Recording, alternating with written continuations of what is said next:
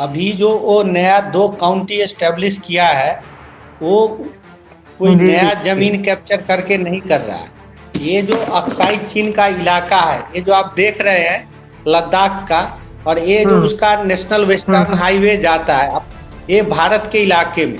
तो इतना 33,000 जी। किलोमीटर वो पहले से कब्जा करके रखे हुए हैं। मान हम्म सरोवर जब से ब्रह्मांड और विश्व है, जब कोई पढ़ना जी लिखना नहीं जानता था, तब से वह भोला बाबा का अड्डा है। और उस मान सरोवर जी से जी। ब्रह्मपुत्र नदी निकलती है। हम्म तो उसका जो एक्चुअल दावेदार है, माउंट एवरेस्ट जो हम्म पर्वत है, हिमालय पर्वतमाला, चीन को तो कहीं टच ही नहीं करता है, और जबरदस्ती आके वहां बैठ गया है। माउंट एवरेस्ट का असली हकदार है, चाइना चाह रहा है डैम बनाना। अब वहां समझिए, हम्म पानी जो गिर रहा है कितना हाइट से, सो मैं आपको बता रहा हूँ। तार का पेड़ आपने देखा है? उस जी जी। तार का पेड़ जो पाम ट्री है, 1,000 पाम ट्री कितना हाइट होगा, इमेजिन कीजिए। बिल्कुल उतना सही, हाइट बिल्कुल से बहुत पानी ज्यादा, को बहुत गिरा है। ज्यादा। तरुण हिमालय कहा जाता है, जहां पर ऐसा हम्म खतरनाक जगह पर जाके वो बेंड पे वो डैम बनाना चाह रहा है, और नदी का नेचुरल कोर्स है दक्षिण के तरफ, उसको मोड़ के उत्तर की तरफ ले जाना। भारत में पानी का बहाव कम जाएगा, वो बहुत बड़ा बिल्कुल बिजली बिल्कुल को मिलेगा, और कभी भूकंप जी। आएगा ही वहां। एक बार वहां भूकंप आया था, सबसे हाईएस्ट हम्म 8.6 इंटेंसिटी था, जिससे कि असम 200 हम्म किलोमीटर ही दूर सादिया टाउन ही हम्म। नष्ट हो गया।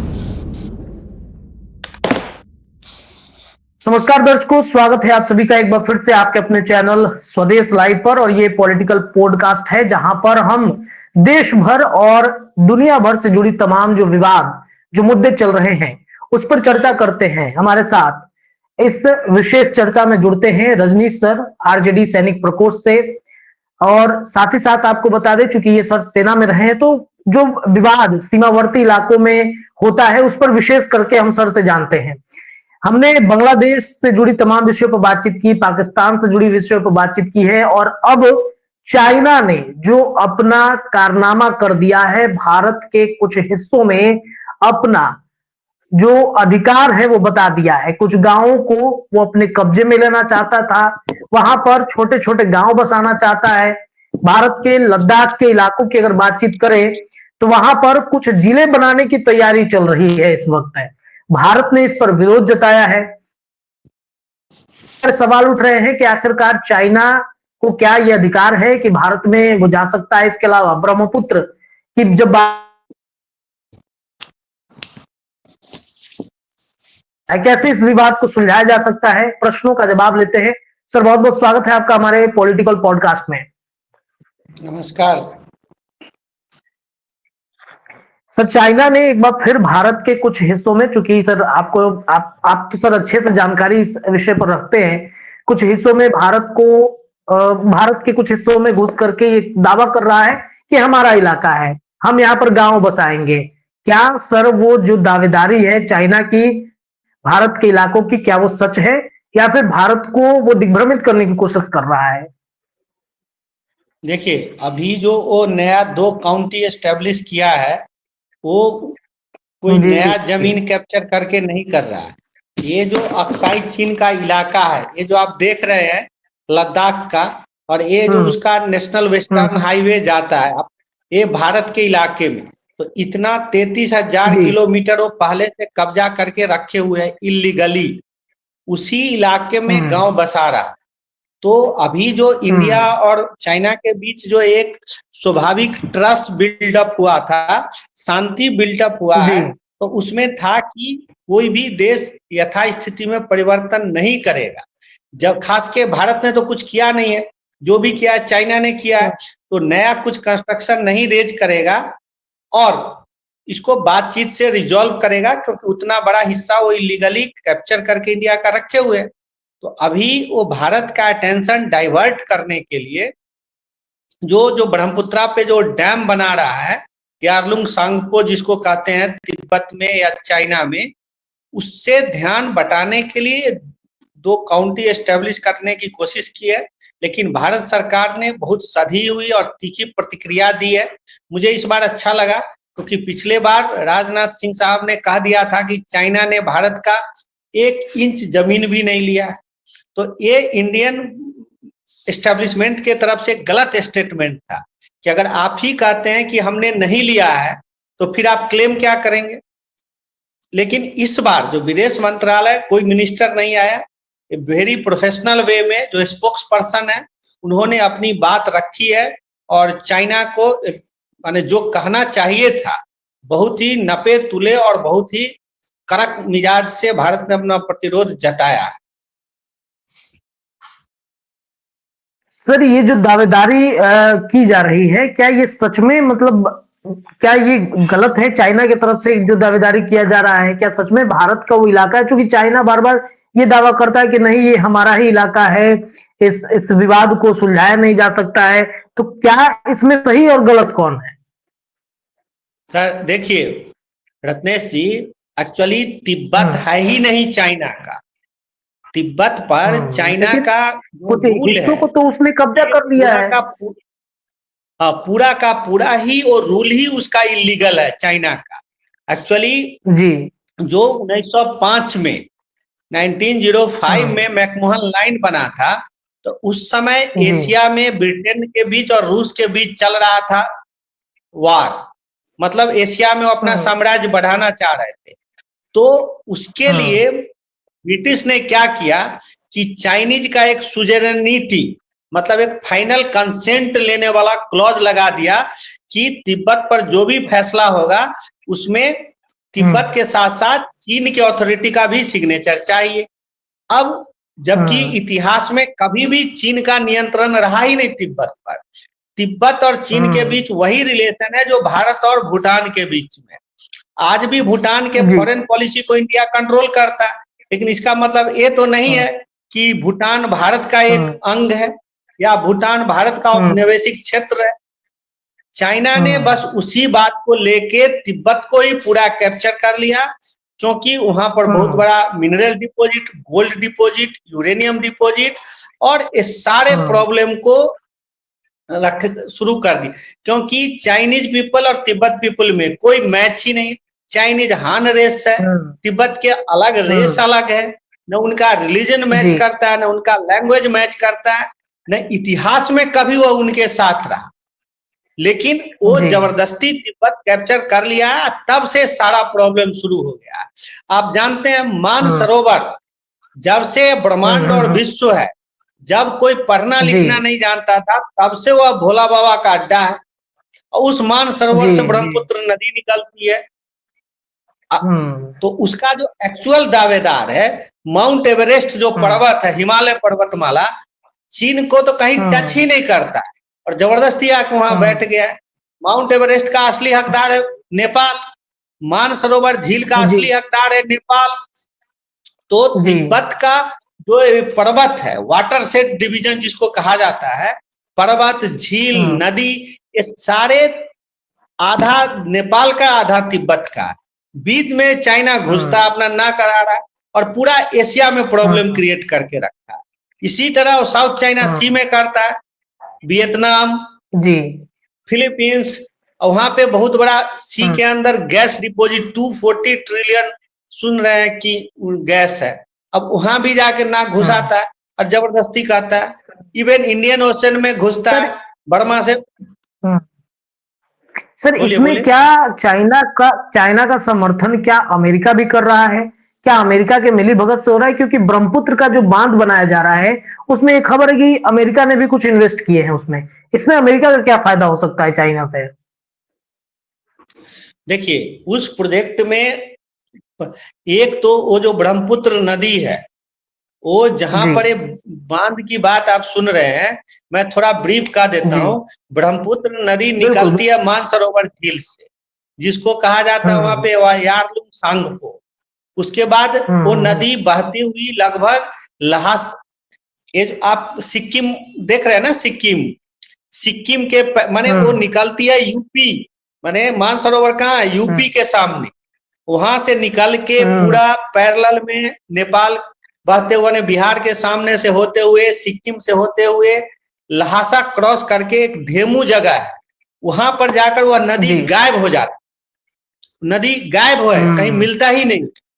वो किसी गॉर्ग में चली जाती है, कहाँ चली जाती है पता नहीं।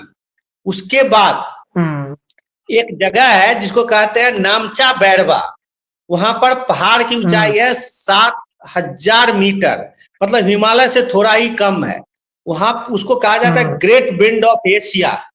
वहां पर वो टर्न लेकर के और साउथ की तरफ मुड़ती है और भारत के अरुणाचल प्रदेश में घुस जाती है। वो एक जगह का नाम है कोरबो गेलिंग, वहां पे घुसती है भारत में। बहुत सारे लोग अंदर घुस के देखे हैं, कोशिश किए घुसने का उस जॉर्ज के अंदर, लेकिन कोई घुस नहीं पाया है। एक अरुणाचल के गवर्नर थे आरडी प्रधान साहब, वो हेलीकॉप्टर लेके उतरने की कोशिश किए, थोड़ा ही दूर गए, इतना तेज हवा चल रहा था और इतना मिस्ट था कि पायलट किसी तरह निकल के भागा। उस जगह पर चाइना चाह रहा है डैम बनाना। अब वहां समझिए पानी जो गिर रहा है कितना हाइट से, सो मैं आपको बता रहा हूँ। तार का पेड़ आपने देखा है? जी, जी। तार का पेड़ जो पाम ट्री है, 1,000 पाम ट्री कितना हाइट होगा, इमेजिन कीजिए। उतना हाइट से पानी को गिराएगा, है कि नहीं? ये आउटस्टैंडिंग इंजीनियरिंग फिट है। उससे 60 गीगावाट बिजली निकलेगा, माने पूरी दुनिया को जितना बिजली चाहिए उससे सरप्लस बिजली निकलेगा। और वो जो हिमालय है, हिमालय को तरुण हिमालय कहा जाता है, जहां पर ऐसा खतरनाक जगह पर जाके वो बेंड पे वो डैम बनाना चाह रहा है और नदी का नेचुरल कोर्स है दक्षिण के तरफ, उसको मोड़ के उत्तर की तरफ ले जाना चाह रहा है। अब इससे भारत में पानी का बहाव कम जाएगा, वो बहुत बड़ा बिजली को मिलेगा और कभी भूकंप आएगा ही वहां। एक बार वहां भूकंप आया था, सबसे हाईएस्ट 8.6 इंटेंसिटी था, जिससे कि असम 200 किलोमीटर ही दूर है, सादिया टाउन ही नष्ट हो गया। कभी वहां पे वो इतना पानी स्टॉक करेगा, भूकंप आएगा। जिस दिन वो डैम टूटा तो समझिए अरुणाचल में जो जितना भारत ने सुबनसिरी, सियांग, इस सब पे जो हाइड्रो प्रोजेक्ट है, हाइड्रो प्रोजेक्ट तो छोड़िए, वो बांध से जो इतना पानी वाटर डिस्चार्ज होगा सडनली, वह पानी से समझिए अपर असम मतलब up to Lakhimpur washed out हो जाएगा। मैंने बांध टूटते देखा 87 में, बिहार में दरभंगा में 87 में जटमलपुर बांध टूटते देखा है। एक तार हाइट से पानी आ रहा था बागमती का, और जब 1,000 तार के पेड़ के हाइट से जो पानी गिरेगा उस समय क्या होगा? तो यह जो चीन एबनॉर्मल काम कर रहा है, वो पूरा असम से लेके बांग्लादेश तक का 40% पानी खा जाना चाहता है और उसके बदले में कहता है कि हम अनाज दे देंगे। माने भारत को और चीन को कुत्ता समझ के रखा है क्या? इस पूरे को सुखा देगा। तो ये एक बड़ा डिजाइन है। अमेरिका जासूसी के लिए घुसा है पैसा देने के नाम पर, या बिजली का तो बहुत बड़ा फायदा होगा ही, तो उसमें तो पहले ये पूरा प्रोजेक्ट ही गलत है। तो इससे नुकसान भारत को ही होगा ज्यादातर, अगर देखा जाए तो। भले बिजली मिल जाए, उसके अलावा दुनिया भर को जितना ज्यादा डिजाइन ना, बिजली भी तो चाइना ही रखेगा। और हम लोग को क्या उल्टा पूरा का पूरा असम, जैसे सडनली नहीं डैम का पानी टूटता है तो क्या होता है, असम बांग्लादेश मुसीबत में वास्ट आउट हो जाएगा। नॉर्मल टाइम पे वहां पानी का कमी हो जाएगा। इसलिए भारत सरकार को इसको रोकने का पूरा कोशिश करना चाहिए। इस पर एक किताब भी है, ब्रह्मा चिलानी ने लिखा है, battle of water in Asia, बहुत ही परफेक्ट किताब है। उन्होंने 2029 प्रेडिक्ट किया था कि ये लड़ाई शुरू होगा, और हमारा आर्मी का जनरल एस पद्मनाभ साहब ने भी लिखा था कि उन दोनों ने प्रेडिक्ट किया था कि ये प्रॉब्लम आने वाला है। उन्होंने 2029 कहा था, 2025 में प्रॉब्लम शुरू कर दिया चाहिए। चलिए देखिए, तो भारत सरकार को इस पे सोच विचार करना चाहिए, गहन मंथन की जरूरत है। अगर सच में चाइना ने इस तरीके का कोई प्रोजेक्ट लाया तो समझिए आधा भारत कहीं ना कहीं उस प्रोजेक्ट से उसको खामियाजा भुगतना पड़ेगा। देखिए दर्शकों, ये इसके बाद भी हम सर से जुड़ेंगे और इसके बाद की कड़ी को हम जरूर सुनाएंगे, बताएंगे कि आगे इसका क्या समाधान किया जा सकता है। जी मैं कुछ बोल रहे सोल्यूशन हैं क्या सर? है, सोल्यूशन क्या जी जी है जी। अभी माने जो सोल्यूशन विएबल सोल्यूशन है, जो संभव है। पहला तो सोल्यूशन है कि भारत सरकार तुरंत यूएनओ में जाए और इस प्रोजेक्ट को रोकने के लिए कहे, क्योंकि एक आपस में लोगों की संधि है अपर रिपेरियन रिवर सिस्टम, मतलब जिस देश से नदी निकलती है उस देश को पूरा उस पानी पे जो भी चाहे करे। लेकिन भारत सिंधु, चेनाब, झेलम 3-3 नदी है, इस पाकिस्तान में बहने देता है, कभी कुछ नहीं किया। बुलर लेक का केस फंसा हुआ है, एक तो कोर्ट का उपाय है, लेकिन चाइना आप जानते हैं इतना बड़ा बेईमान है, ना कोर्ट को मानता है ना किसी को नहीं मानता है।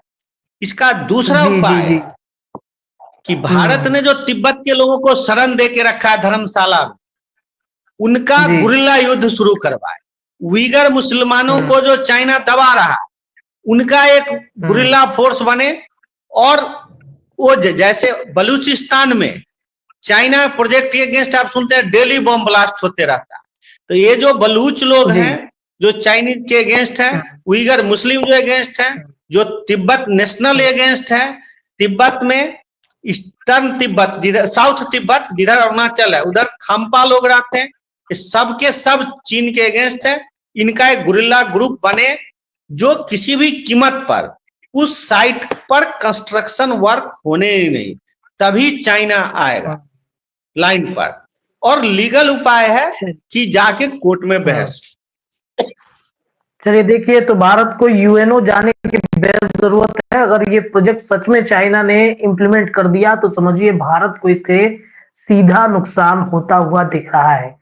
लेकिन दोस्तों, ये कड़ी अभी यही नहीं रुक रही है। चाइना पे जो कुछ भी एक्सपेरिमेंट हो रहा है, चाइना जो कुछ भी एक्सपेरिमेंट कर रहा है भारत पर, उससे जुड़ी तमाम अपडेट लगातार हम रजनीश सर से लेंगे। फिलहाल इस पॉडकास्ट के लिए सर बहुत बहुत धन्यवाद। दर्शकों, ये पॉडकास्ट कैसा है लग रहा है हमें कमेंट करके जरूर बताइएगा। वीडियो को शेयर कीजिए।